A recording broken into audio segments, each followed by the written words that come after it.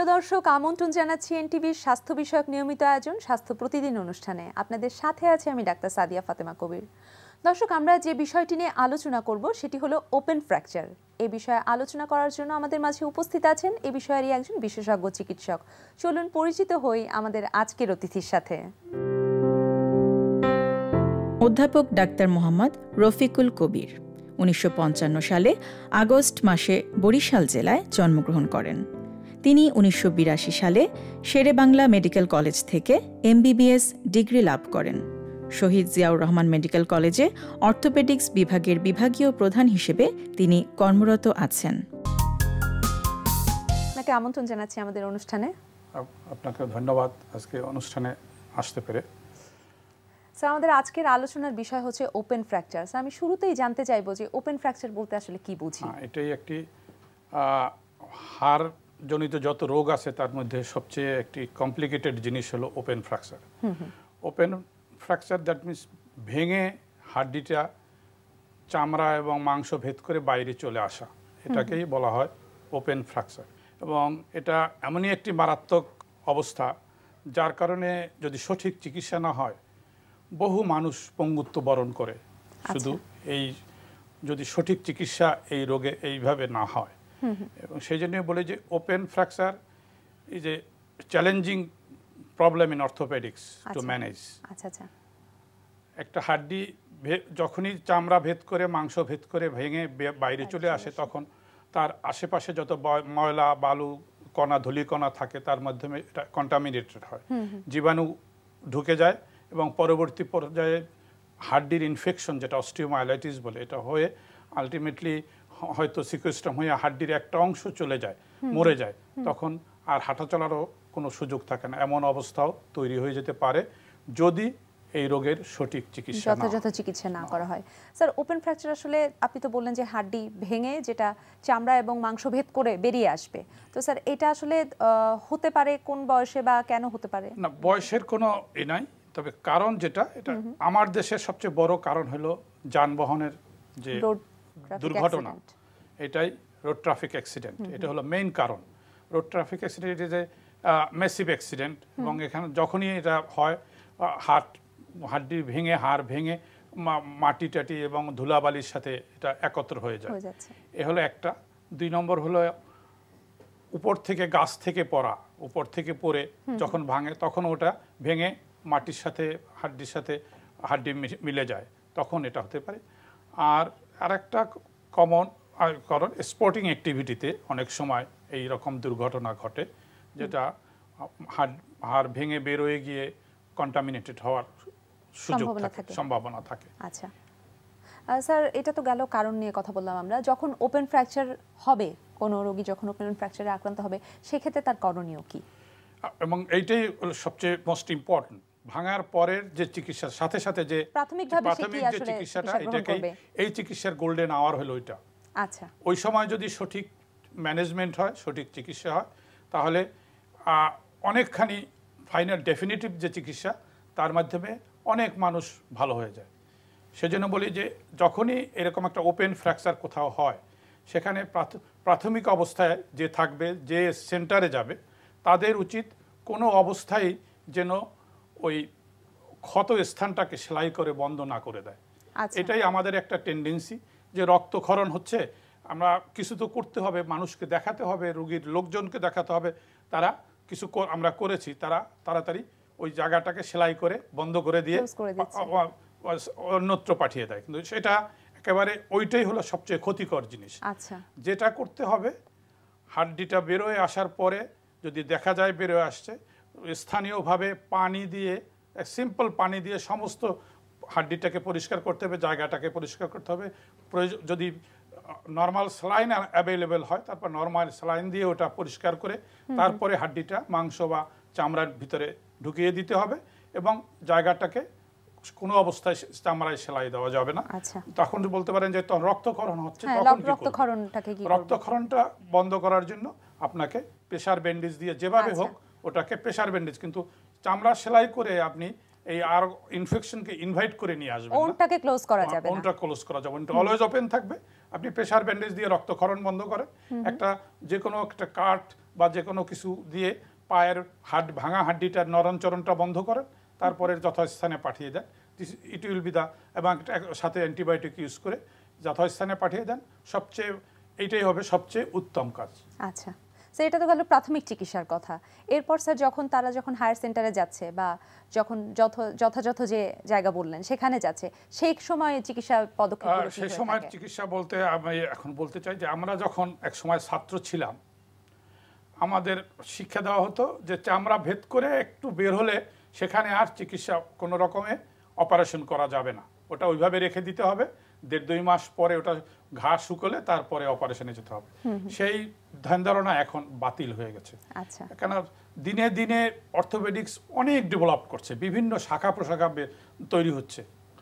সেক্ষেত্রে আমরা এখন যেটা করি যে এই ভাঙাটাকেই এখন ইন্টারন্যাশনালি কয়েকটা ভাগে ভাগ করা হয়েছে ওপেন ফ্র্যাকচারকে।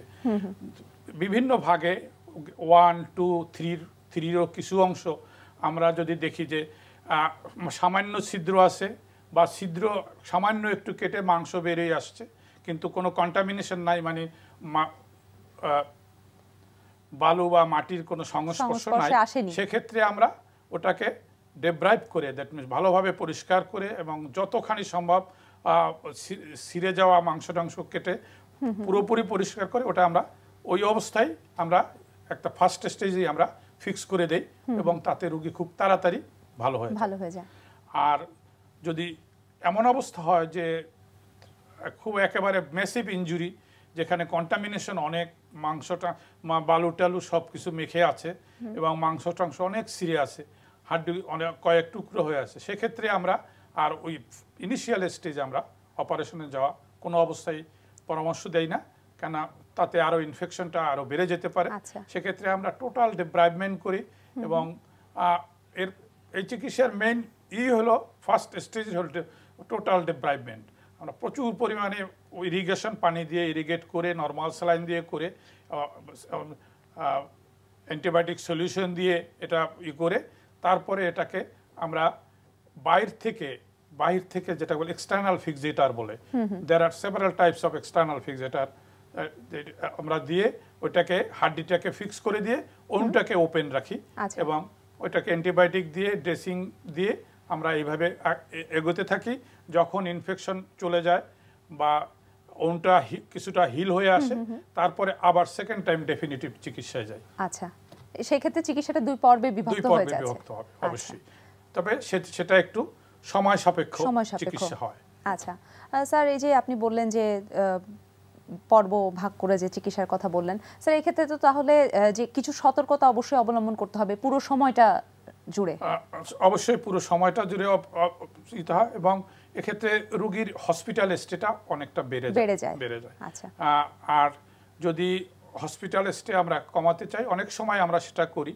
আমরা বড় বড় সেন্টারে আমরা এটা একটা সেকেন্ড স্টেজে যাওয়ার আগে ফার্স্ট স্টেজের কাজ সেরে আমরা পেরিফেরিতে হসপিটালে রেফার করে দেই, যে ওখানে আমাদের যে কনসালটেন্টরা আছে পরবর্তীটা ওরা যেটা পরবর্তী কাজ হলো regular dressing and check up, এবং পরে ফাইনাল ইসের সময় আবার আমরা হায়ার সেন্টারে আসতে বলি ফাইনাল চিকিৎসা নেওয়ার জন্য। আচ্ছা স্যার, এই যে বললেন যে হায়ার সেন্টারে যখন আসতে বলা হয় ফাইনাল যে সর্বশেষ যে পর্বটা চিকিৎসার, তো স্যার ওই পর্বটাতে আসলে কি করা হচ্ছে?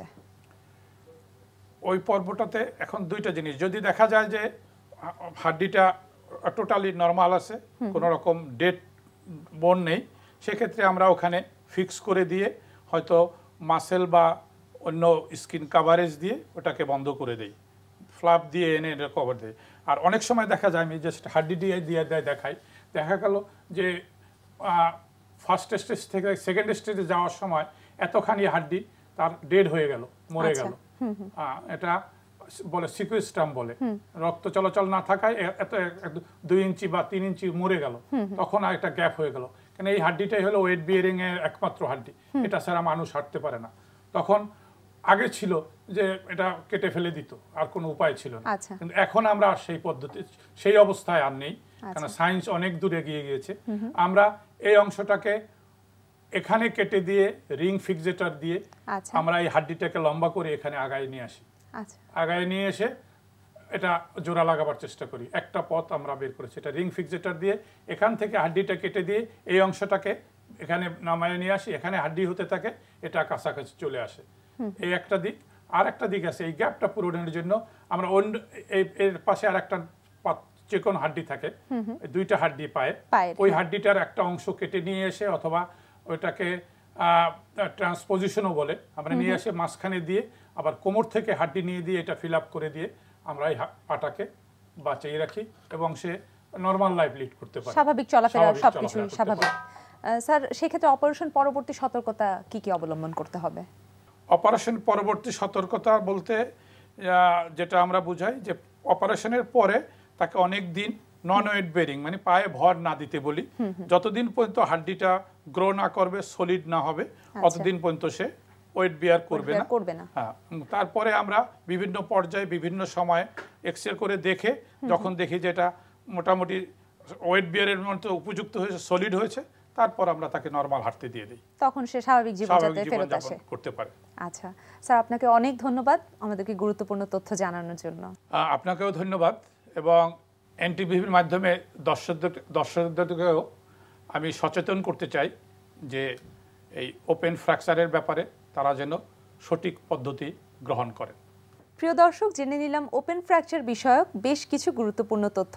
আশা করি আপনাদের উপকারে আসবে। আজকে যে আবার গ্রুপের একটা এক্সারসাইজ করছি, এটা হচ্ছে স্কোয়াট অ্যান্ড টুইস্ট। একই সাথে লেগসের মানে লোয়ার বডির কাজ হবে, পাশাপাশি কোমরের কাজটাও হচ্ছে যে টুইস্ট মোশনে। তখন দেখা যাচ্ছে যারা কোমর কমাতে চাচ্ছেন তারা এই ব্যায়ামটা করলে পরে তাদের কোমরের যে আয়তনটা ওটা কমে আসবে। আর পাশাপাশিতে যেটা হচ্ছে যে যখন আমরা প্রপস ইউজ করছি, প্রপসের কারণে এক একবার এক এক রকমভাবে প্রেশারটা পড়বে। তো আমরা এখানে কি কি প্রপস ইউজ করছি আমরা দেখি। আনিকা ইউজ করছে টোনিং বল, চৈতি ইউজ করছে রাবার, আর লিওন ইউজ করছে ফ্লেক্স ব্যান্ড, নিশমা ইউজ করছে ডাম্বেল এবং তাসরিন ইউজ করছে মেডিসিন বল। তার মানে হলো কি, এই ব্যায়ামটা আপনি বিভিন্ন রকমভাবে করতে পারেন, এমনকি আসলে ফ্রি হ্যান্ডেও করা সম্ভব, ফ্রি হ্যান্ডেও করা যায়। কিন্তু আমরা আজকে প্রপসগুলো দিয়েই করাচ্ছি, যেহেতু বাচ্চারা দেখা যায় যে সাধারণত ওয়ার্কআউট করতে গেলে কোনো একটা প্রপস দিলে তারা খুব খুশি হয়ে যায় যে সেটা নিয়ে তারা করতে চায়। তা আজকে আমরা সেজন্য ভ্যারাইটিটা রাখলাম। আমরা প্রথমে দুবার দেখব, then will talk about it later. And okay, সবাই স্কোয়াটে যাবে ওয়ানে, অ্যান্ড উঠেই ডান হাত থেকে শুরু করবে, ডান হাত দিয়ে বাম দিক থেকে বাম দিকে টুইস্ট করবে। Okay, and one, and back, and two, yes, and back. Okay, and জায়গায় চলে সবার আবার জায়গায়। ওকে, ওয়ানে যাবে আবার আসবে, টুতে যাবে আবার আসবে। Can you do it faster? Okay, 1 2 and 3 and 4 and এক জায়গায়। ওকে, তাহলে কি দেখছি, যখন আমরা ওয়েটটা ইউজ করছি অ্যান্ড টুইস্ট করছি তখন দেখা যাচ্ছে যে ওয়েটের কারণেই একটা হাতের এবং কোমর থেকে ভালো প্রেশার পড়ছে।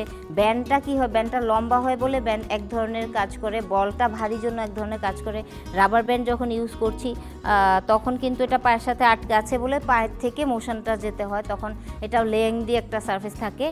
আবার ডাম্বেল, যখন ডাম্বেলের ওয়েট যে কোনো সময় চেঞ্জ করা যায়, অনেক ভারী বা হালকাভাবে করা যায়। আর মেডিসিন বল তো যেহেতু সে একসাথে দু হাতে ধরছে তখন কিন্তু টুইস্ট মোশনটা আরও অনেক বেশি ডিফিকাল্ট হয়ে যায়। সো আমরা আরেকবার রিপিট করে দেখি, একবার আবার সেই ডান থেকে বাম দিকে। ওকে, অ্যান্ড ফাস্টার 1 কাউন্টে যাবে এবং ব্যাক করবে। ওকে, অ্যান্ড 1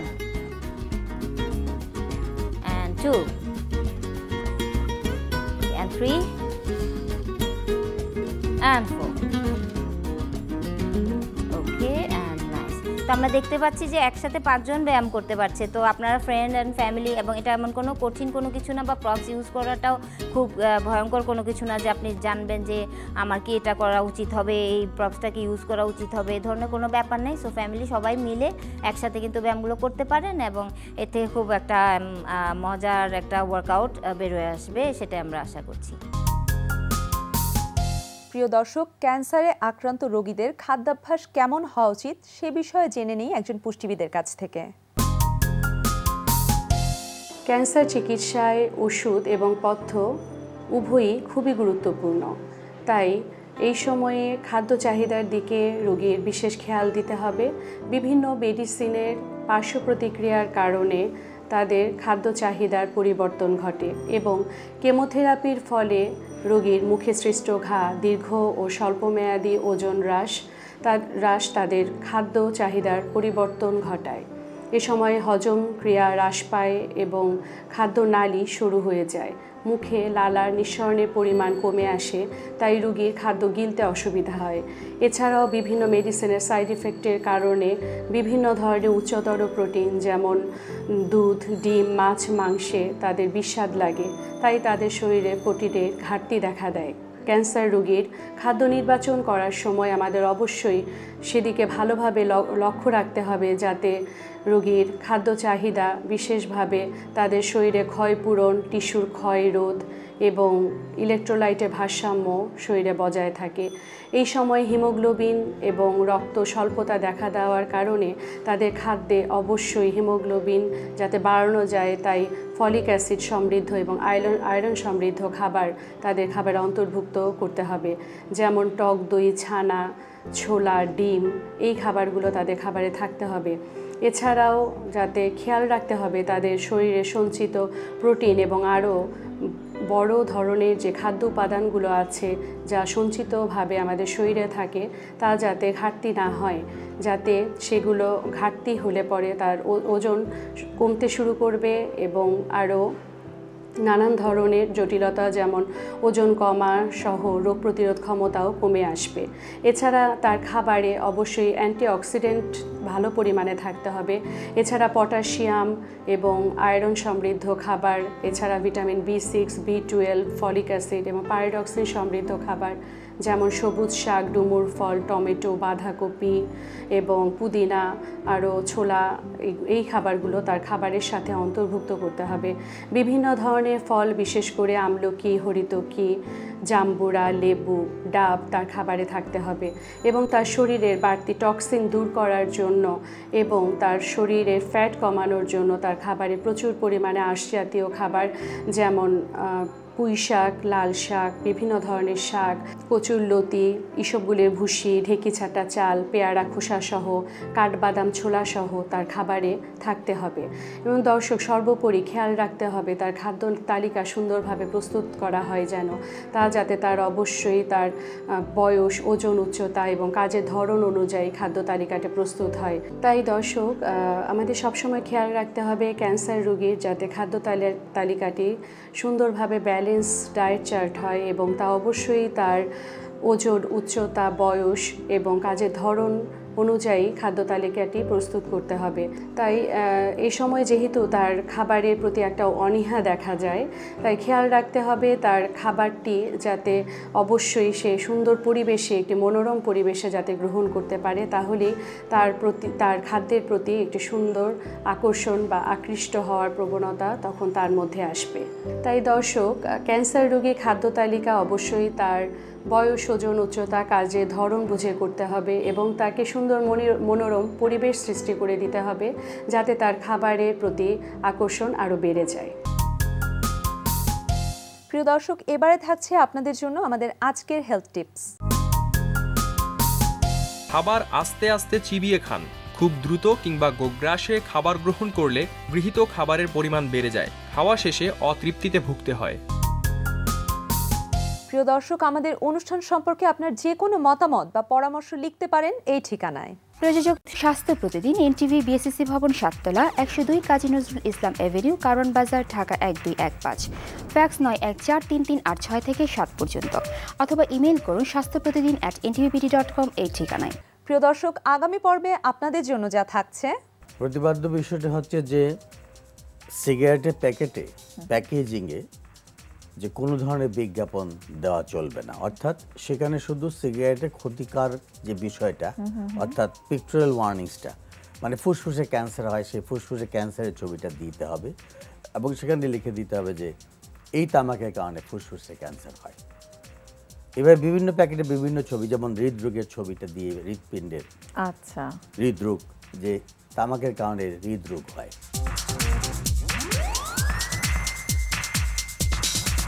প্রিয় দর্শক, বিশ্বের যে কোনো প্রান্ত থেকে যে কোনো সময়ে আপনার প্রিয় স্বাস্থ্য প্রতিদিন অনুষ্ঠান দেখতে ভিজিট করুন আমাদের পূর্ণাঙ্গ ওয়েব পোর্টাল www.ntvbd.com। দর্শক, আজ এ পর্যন্তই। সবাই ভালো থাকুন, সুস্থ থাকুন, এনটিভির সাথেই থাকুন।